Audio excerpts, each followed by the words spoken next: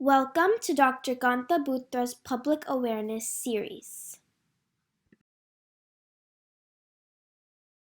Dopamine surge part 2. Kids, special kids, mobile and screen time.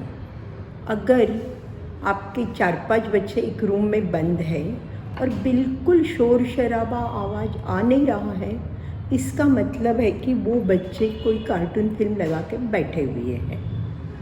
अभी परसों की बात है, एक कपल मेरे क्लिनिक के अंदर बैठे हुए थे और वेटिंग रूम के उनके 3 और 5 साल के बच्चे बैठे हुए थे।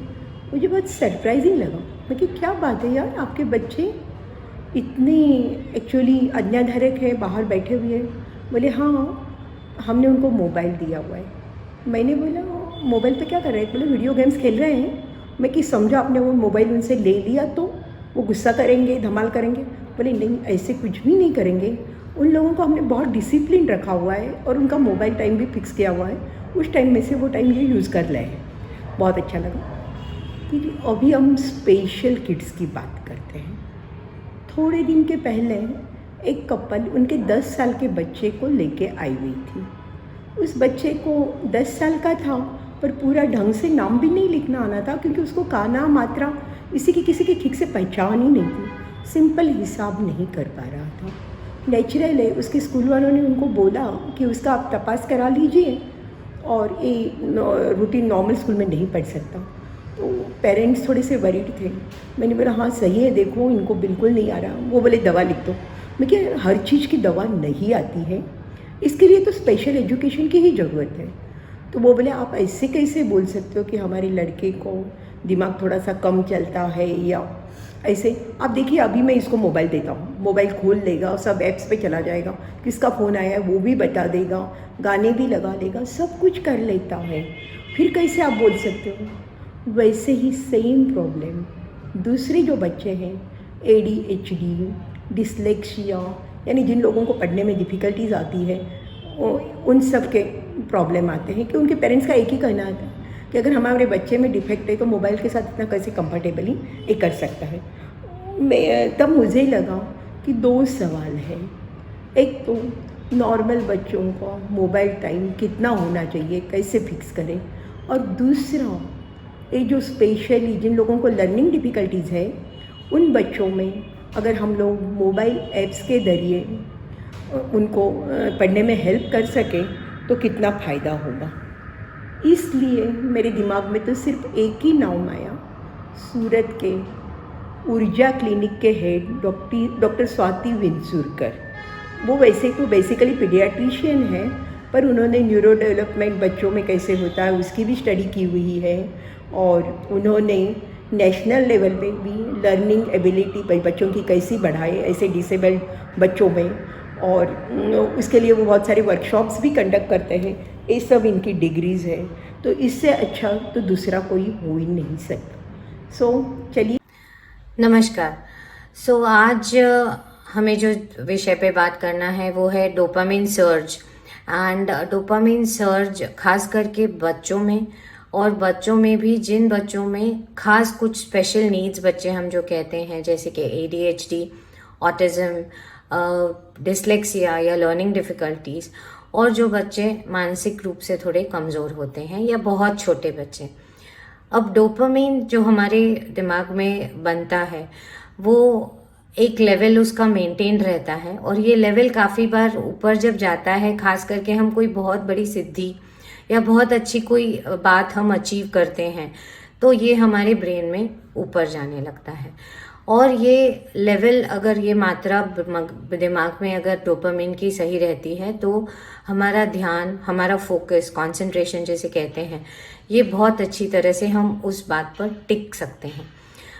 ADHD मतलब attention deficit and hyper activity disorder, ये एक ऐसी न्यूरो बिहेवियरल या न्यूरो डेवलपमेंटल कंडीशन है जिसमें दिमाग से एक चीज़ पर एकाग्र होना या फिजिकली स्थिर रह पाना, एक जगह पे टिक के बैठ पाना, और अपने इम्पल्सेस मतलब मुझे जो अभी करने की इच्छा हो रही है, ये करने या ना करने का जो विवेक है, ये संतुलन हमारे शरीर में, दिमाग में नहीं रहता है। एंड इस वजह से बच्चों में चंचलता, अति चंचलता जो हम कहते हैं, देखी जाती है। या क्लास में एक जगह पे बैठ के टीचर की बात ध्यान से सुन के या दूसरे बच्चों के ग्रुप में काम करने में उनको दिक्कत आती है, और इसकी वजह से भी बच्चों को पढ़ाई में दिक्कतें आ सकती हैं। सो डोपामिन सर्ज में माना गया है कि डोपामिन का लेवल ADHD के बच्चों में थोड़ा कम होता है, और ये कम होने की वजह मानी जाती है कि शायद उसकी वजह से बच्चे अपनी काम पे बहुत अच्छे से ध्यान नहीं दे पाते हैं। लेकिन हम इसी बात को, हम काफ़ी बार पेरेंट्स हमें कहते हैं कि बच्चा बाकी तो ध्यान नहीं लगा पाता है, पढ़ाई करने के टाइम बार बार उठ जाता है, लेकिन जब मोबाइल पे गेम्स खेल रहा है तो घंटों निकाल देता है। अब ये बात बहुत बहुत स्वाभाविक है, शायद हम भी बहुत समय हमारा मोबाइल पे आजकल बिताने लगे हैं, बट बच्चों के केस में जब लो डोपामिन, ऑलरेडी दिमाग में लो डोपामिन लेवल्स हैं, और जब वो मोबाइल गेम्स खेलते हैं तो ये डोपामिन लेवल में सर्ज आने लगता है, उभार आने लगता है, जिसकी वजह से उन्हें कुछ प्राप्त करने का या सक्सेस मिलने का, उन्हें जो फीलिंग या जो एहसास होता है, ये उनके लिए बहुत ज़रूरी है। लेकिन मोबाइल जिस लेवल पे डोपामिन सर्ज लाता है, अगर धीरे धीरे इसकी आदत पड़ने लगे तो ये एक प्रकार का नशा बन जाता है कि वो डोपामिन लेवल लाने के लिए दिमाग में उनको ज़्यादा गेम्स या मोबाइल पे टाइम स्पेंड करना पड़ता है या कंप्यूटर गेम्स खेलने पड़ते हैं। एंड यही नुकसानकारी है कि बच्चों में अगर हम नियंत्रण में, एक लिमिट में या एक समय निश्चित करके, खास करके हम क्या बच्चे खेल रहे हैं या क्या देख रहे हैं, ये अगर नियत कर सके तो इसके फ़ायदे भी बहुत हैं। सो माना जाता है कि बच्चों में जो 2 साल से छोटे हैं, ये हमारी नेशनल गाइडलाइंस कहती हैं कि जो 2 साल से छोटे हैं उनमें बिल्कुल भी मोबाइल, टीवी या लैपटॉप, आईपैड, किसी भी प्रकार के स्क्रीन का एक्सपोजर बच्चों में नहीं होना चाहिए। जिन बच्चों की उम्र 2 से 6 साल के बीच में है, उनमें पूरे दिन में 1 घंटे में वो भी टीवी जो हाथ में नहीं पकड़ी जा सकती, ऐसी स्क्रीन, और इसका कंटेंट बच्चों को पेरेंट्स ने बताना है कि क्या देख सकते हैं। 6 से 12 साल के बीच में पूरे दिन में 2 घंटा, जिसमें कुछ गेम्स हो सकते हैं बच्चों के, या कोई फन कार्टून्स हो सकते हैं, या कोई एंटरटेनमेंट या एजुकेशनल चैनल्स भी देख सकते हैं। सो इस तरह से कुछ 12 साल की उम्र तक की गाइडलाइंस नियत किए गए हैं। 12 से 16 में 3 घंटे तक अलाउड होता है, बट ये शायद मात्रा हम सब भूल गए हैं। बट अगर ये हम ध्यान में रखें तो ADHD के बच्चों में खास करके कुछ स्पेसिफिक गेम्स, वीडियो गेम्स जो बोलते हैं, इनसे बच्चों का ध्यान केंद्रित करने में या मल्टीटास्किंग करने में या प्रॉब्लम सॉल्विंग सिखाने के लिए ज़रूर इसका उपयोग कर सकते हैं, बट ये सारा नियंत्रित होना ज़रूरी है। सो ये रहा ADHD के बारे में। अब हम आए कि जो बच्चे लर्निंग डिफ़िकल्टीज़ हैं या डिसलेक्सिया है, जिसकी वजह से वो पढ़ाई लिखाई, सो जो पढ़ना है, लिखना है, वो अगर ठीक से नहीं भी कर पाते हैं, लेकिन YouTube अच्छे से खोल लेते हैं या अपने मोबाइल गेम्स पसंद के डाउनलोड भी कर सकते हैं, तो ये कैसे पॉसिबल है?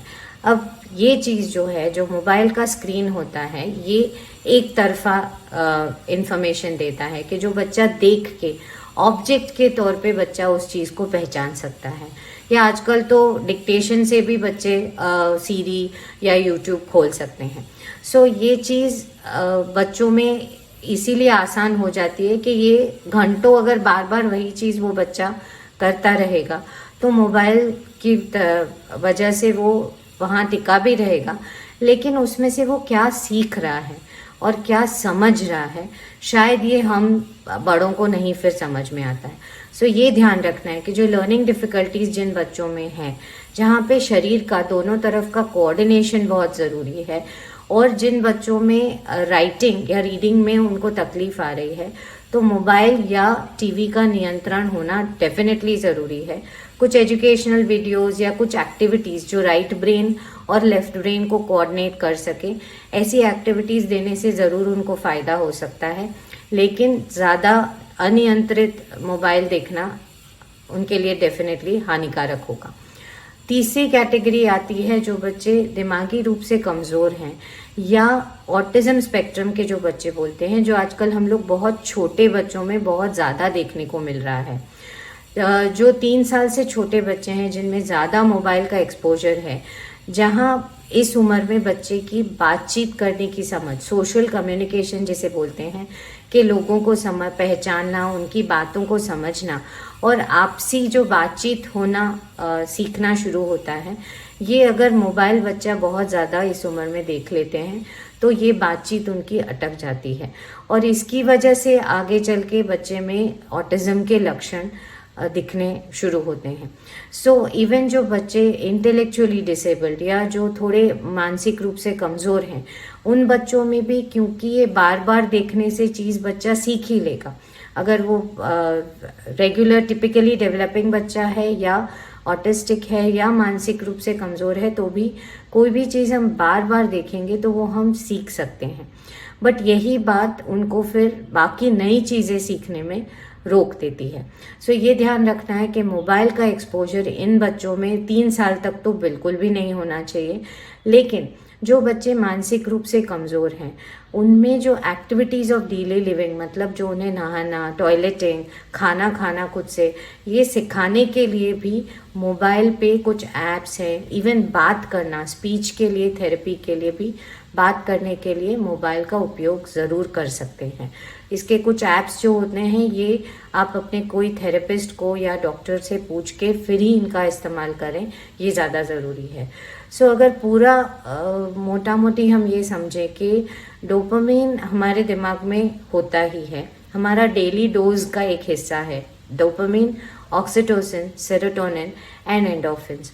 सो डोपामिन हमारे लिए बहुत ज़रूरी है किसी भी काम पे ध्यान एकाग्र करने के लिए और नई सिद्धियां प्राप्त करने की चाह जगाने के लिए।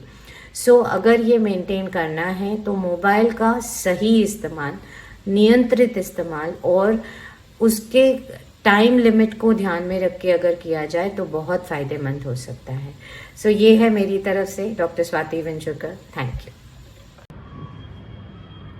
थैंक यू स्वाति बेन, आपने बहुत अच्छी गाइडलाइंस दी है और एक चीज़ बहुत इम्पॉर्टेंट बताई है कि जो कुछ भी करें पेरेंट्स सुपरवाइज करें, बच्चों के हाथ में मोबाइल टोटली उनके कंट्रोल में ना दें। और दूसरी बात, ये हम सब लोगों को लगता बहुत फ़ायदे की होगी।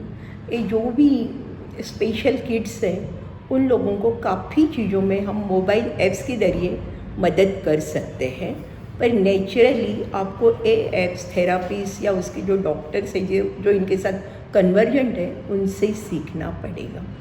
Thank you Swati Ben.